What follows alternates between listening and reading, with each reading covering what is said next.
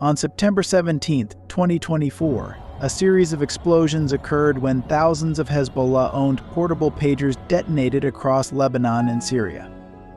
According to the New York Times, Israeli intelligence intercepted the pagers and wired them with explosives.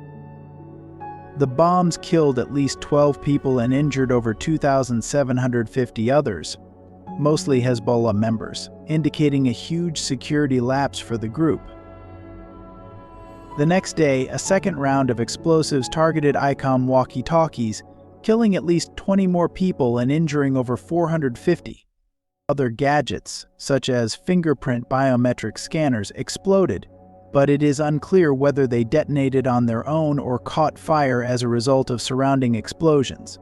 Hezbollah reportedly purchased these walkie-talkies roughly 5 months before the assault. The explosions impacted many districts in Lebanon, including Beirut's Dahi suburb, southern Lebanon, and the Bekaa Valley, all of which are considered to be Hezbollah strongholds, as well as several locations in Syria. It is unclear whether just Hezbollah members had the pagers. Approximately 150 hospitals in Lebanon treated victims of the attacks, creating chaotic scenes. 2 Hezbollah operatives and 2 children were killed in the attack, which also injured Iran's envoy to Lebanon. Earlier in February 2024, Hassan Nasrallah, Hezbollah's Secretary General, encouraged his members to convert from cell phones to pagers, claiming that Israel had infiltrated their phone networks. As a result, the organization purchased a new type of pager, the Gold Apollo AR-924, imported from Taiwan. These explosions in Lebanon make the situation in the Middle East critical. While there have been instances of intense warfare between Israel and Hezbollah, both sides have generally avoided a full-fledged war. However, this restriction appears to be easing, particularly in light of these explosions involving pagers, walkie-talkies, solar equipment, and other gadgets. Hezbollah said that in reprisal it had attacked Israeli artillery with rockets. It raises the prospect of a wider Middle East war. Retired Israeli Brigadier General Amir Avivi, who heads the Israel Defense and Security Forum, stated, "You don't do something like that, hit thousands of people, and expect war to not come." He noted that Israel had refrained from escalating the confrontation for 11 months, but now appears to be prepared for war. In response, Israel's military has held a series of war maneuvers near the border. Major General Ori Gordon, commander of Israel's Northern Command, declared, "The mission is clear. We are determined to transform the security landscape as fast as feasible." Israeli officials have not commented on the explosives, but security sources say Mossad, Israel's espionage organization, was to blame. According to Hezbollah official, the incident was the most serious security breach in the organization's history. The operations, which looked to throw Hezbollah into disarray, took place amid Israel's 11-month-old war in Gaza, heightening worries of an escalation on its Lebanese border and a full-fledged regional conflict. The conflict between the two is not new, rather, it goes back nearly half a century. To understand the Hezbollah-Israel hostilities, it is paramount to dive into its past. After the Arab-Israeli War began in 1948, more than 110,000 Palestinian refugees fled to Lebanon. By 1975, the number of refugees had surpassed 300,000, and the Palestinian Liberation Organization PLO had effectively established an unofficial state within a state of Lebanon. Beginning in 1968, Israel and the PLO engaged in fighting at the Lebanon-Israel border. Israel invaded Lebanon in June 1982 in retaliation to strikes carried out by the Palestine Liberation Organization from southern Lebanon. Lebanon's civil war has already been raging for 7 years.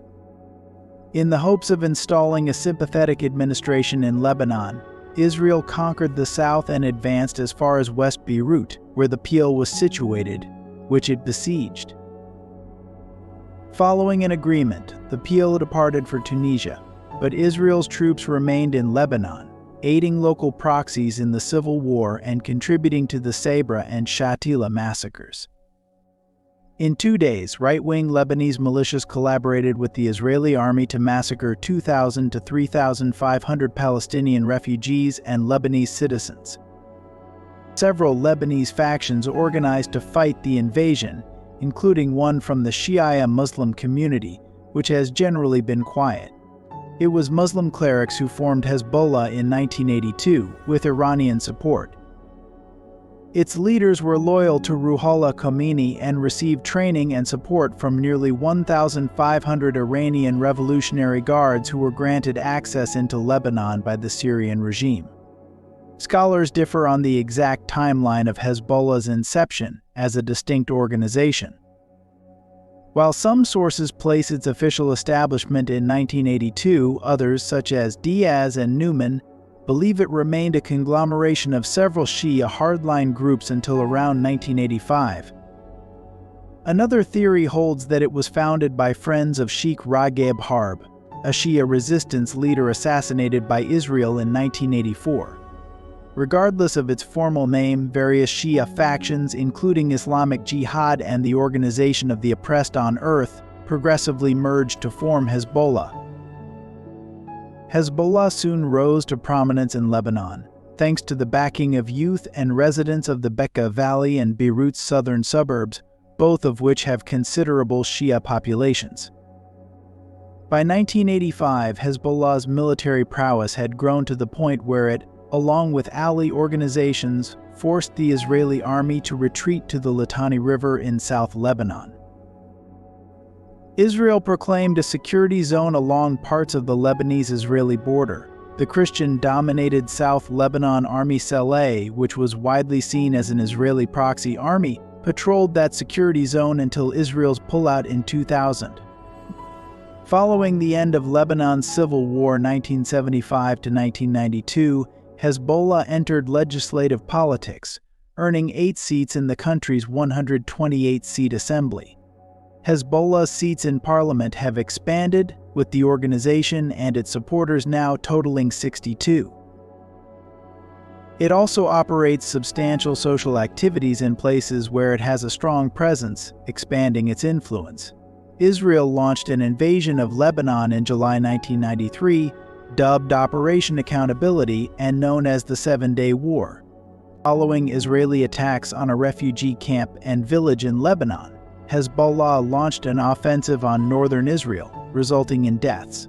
The battle killed 118 Lebanese people, injured 500 others, and destroyed thousands of structures.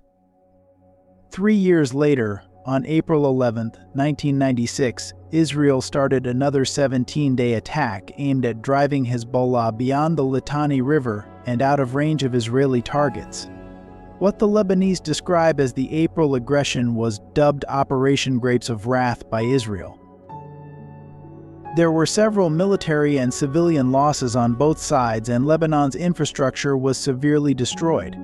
On April 18th, Israel shelled a UN facility in the village of Qana in occupied southern Lebanon, where approximately 800 displaced civilians were sheltering. The attack killed 106 individuals, including at least 37 children, and injured around 116. 4 Fijian soldiers from the UN temporary peacekeeping team were also critically injured. In a 2006 operation into Israeli territory, Hezbollah killed 3 Israeli soldiers and captured 2 soldiers. Hezbollah sought the release of Lebanese inmates in return for the Israeli soldiers. The soldiers' bodies were eventually returned 2 years later in exchange for 5 Lebanese captives. Later that month, the July War broke out and lasted 34 days. Approximately 1,200 Lebanese persons were killed, with 4,400 injured, the majority of whom were civilians. Israel, meanwhile, reported 158 deaths, the majority of which were troops. While still opposed to Israel and supportive of Iran, Hezbollah amended its ideology in 2009, pledging to integrate into a democratic form of governance that represented national unity rather than sectarian interests.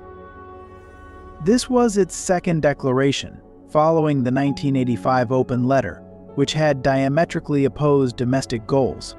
The 2009 manifesto emphasized resistance to Israel while demonstrating how established Hezbollah has become throughout Lebanon. Hezbollah joined Syria's civil war in 2012 to help the Damascus dictatorship, a move denounced by many of the group's erstwhile Arab followers, as well as one of its founders, senior theologian Safi al-Tufaili. However, its supporters believe that this deployment helped to prevent armed groups, particularly ISIS, from entering Lebanon while also providing Hezbollah with valuable war experience. In October 2023, Hezbollah launched a missile assault against Israel in support of Gaza, which was being shelled by Israel following a Hamas-led surprise attack on Israel that killed 1,139 people and kidnapped 250 others. Israel returned fire. According to the Lebanese Ministry of Health, 97,000 people have been displaced, with 566 killed. At least 133 were civilians. Approximately 60,000 Israelis were evacuated from the border region in northern Israel. People from both sides have yet to return to their houses. Israel has conducted airstrikes and assassinations in Lebanon and Syria, killing several key Hezbollah and Hamas officials. Hezbollah was involved in what was viewed as one of the most hazardous episodes of the conflict after Israel was suspected of bombing Iran's consular building in Damascus on April 1, 2024. When Iran retaliated to Israel 2 weeks later, Hezbollah was outspoken in its support for Tehran.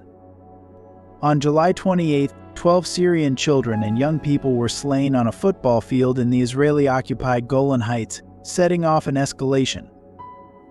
Israel and Hezbollah disputed responsibility for the incident, although Israel blamed the tragedy for the death of Hezbollah commander Fuad Shukr in southern Beirut a few days later.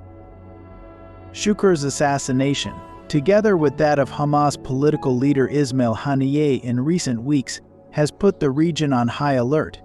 Hezbollah launched a missile attack in late August as the first step in its response to Shukr's death. In September 16 and 17, 2024, thousands of handheld pagers belonging to Hezbollah agents in Lebanon exploded. This makes the situation in the Middle East critical. While there have been instances of intense warfare between Israel and Hezbollah, both sides have generally avoided a full-fledged war. However, this restriction appears to be easing, particularly in light of recent explosions in Lebanon involving pagers, walkie-talkies, solar equipment, and other gadgets, which killed at least 20 people and injured thousands more. Thank you for watching Typographic Man, and don't forget to subscribe it.